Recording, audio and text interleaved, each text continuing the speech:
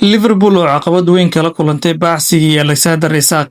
Bacsigii Liverpool ee weeraryahanka reer Sweden Alexander Isak ayaa wajahay caqabad weyn kadib markii Newcastle United ay dalbatay qiimo rikoor cusub ah oo gaaraya 150 milyan oo baan una dhiganta 172 milyan oo euro. Sida uu sheegayo Krakow oo ka tirsan Daily Mail, Liverpool ayaa muddo dheer indhaynaysa Isak iyagoo u arkay xalka weerarka mustaqbalka fog. balse Newcastle ayaan diyaar u ahayn inay iibiso xidigooda muhiimka ah haddii aysan helin dalab taariikhi ah. Isak ayaa xil ciyaareedkii hore si joogto ah u dhaliyay goolal wuxuuna ka mid yahay ciyaartoyda ugu muhiimsan qorshaha tababar Eddie Howe. Si kastaba ha ahaatee, wararka ayaa sheegaya in Isak uu doonayo inuu ka tago Newcastle xagaagan, isagoo horey u diiday inuu saxiixo heshiis cusub.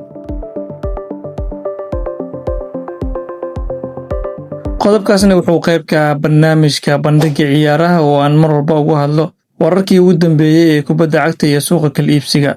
haddii aad ilaa dhamaadka muuqaalka nala soo gaartaa, ilaawin inaad muuqaalka like saato, sidoo kalena sii share gareyso.